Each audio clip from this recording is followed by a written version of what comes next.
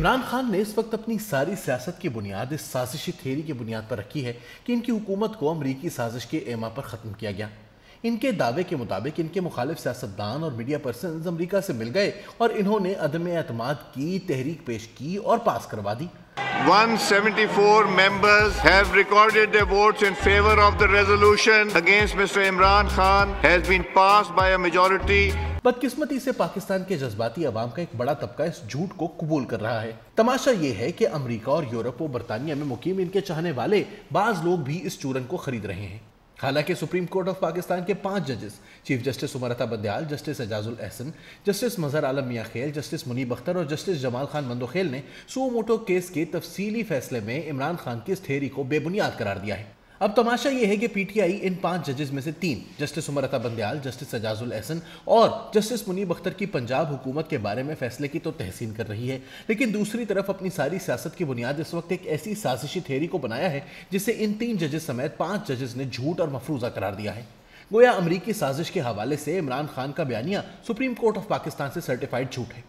मसलन इस तफसीली फैसले में 5 जजेस के बेंच ने मुत्तफ़िका फैसले में लिखा है कि 7 मार्च 2022 को अमेरिका में पाकिस्तानी सफ़ीर ने खुफिया मरासला भेजा था, लेकिन 27 मार्च तक इमरान खान या किसी और हुकूमती ओहदेदार ने इसका कोई जिक्र नहीं किया। दामाद नहीं लगा रहा, ये मेरे पास जो खत है ये सबूत है। कह रहे हैं कि हमारे मुल्की मफाद में, लेकिन लिख के हमें धमकी दी गई है। तफसीली फैसले के सफ़ा 9 पर सुप्रीम कोर्ट ने लिखा है कि इमरान खान के इल्ज़ाम के एक रोज़ बाद यानी 28 मार्च को कौमी असम्बली में बहस के दौरान किसी हुकूमती रुकन ने साजिशी मुरासले का जिक्र तक नहीं किया और ना किसी हुकूमती रुकन ने अपोजिशन पर यह इल्जाम लगाया कि वो बैरूनी साजिश के तहत वजीर आजम के खिलाफ अदम एतमाद ला रही है।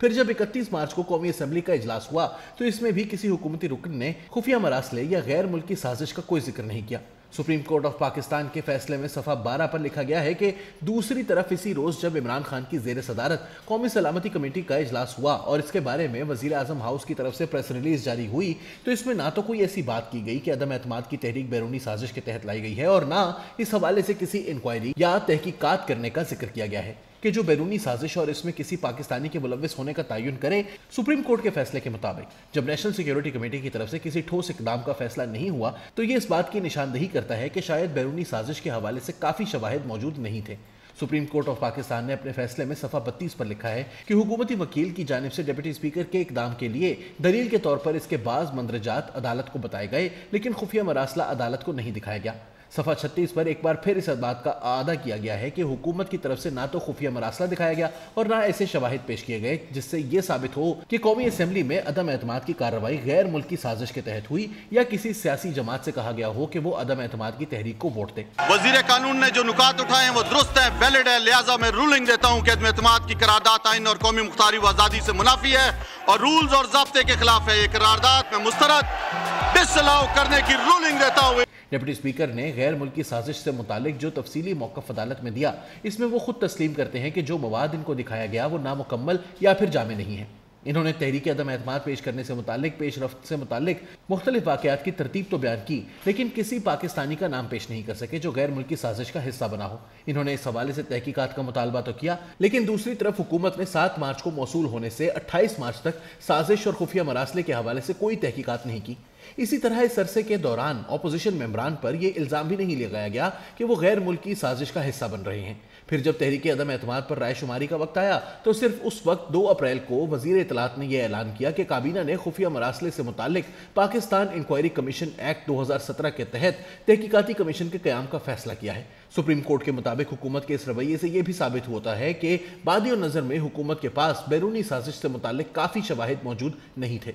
सफ़ा 38 और 39 पर सुप्रीम कोर्ट अपने फैसले में मजीद लिखती है कि बैरूनी साजिश की थ्योरी से मुतालिक अदालत के पास जो मवाद मौजूद है वो सिर्फ डिप्टी स्पीकर का दावा है, लेकिन अपने तफसीली जवाब या रूलिंग में उन्होंने कोई जिक्र नहीं किया कि यह मरासला अपोजिशन के किस मेंबर को दिखाया गया जिसकी वजह से अदालत डिप्टी स्पीकर के मौक़िफ़ को कबूल नहीं कर सकती। जबकि दूसरी तरफ डिप्टी स्पीकर ने आईनी दफात का सहारा लेकर कौमी असम्बली का इशू करार देकर अदालत को स्क्रूटनी का मौका नहीं दिया। फैसले के सफ़ा 39 पर लिखा गया है कि स्पीकर के पास तहरीक अदम एतमाद पर बहस के लिए 7 दिन थे, लेकिन इन 7 दिनों में इन्होंने अपोजिशन या अदम एतमाद के मुहर्रिकीन के सामने ये बात रखी कि इनकी तहरीक आइन के आर्टिकल 5 के तहत मुस्तरद होनी चाहिए, जबकि इस हवाले से अपोजिशन को दिफा का मौका भी फराहम नहीं किया गया। हालांकि आर्टिकल 5 के तहत इनकी रूलिंग का मतलब ये था कि वो अपोजिशन मेंबरान को गैर मुहिब वतन करार दे रहे थे। सफ़ा 40 पर लिखा गया है कि उसूली तौर पर अदालत सिर्फ दावों की बुनियाद पर नहीं बल्कि शवाहिद की बुनियाद पर फैसला करती है। हुकूमत ने 2 अप्रैल को इंक्वायरी कमीशन का ऐलान किया, लेकिन इससे पहले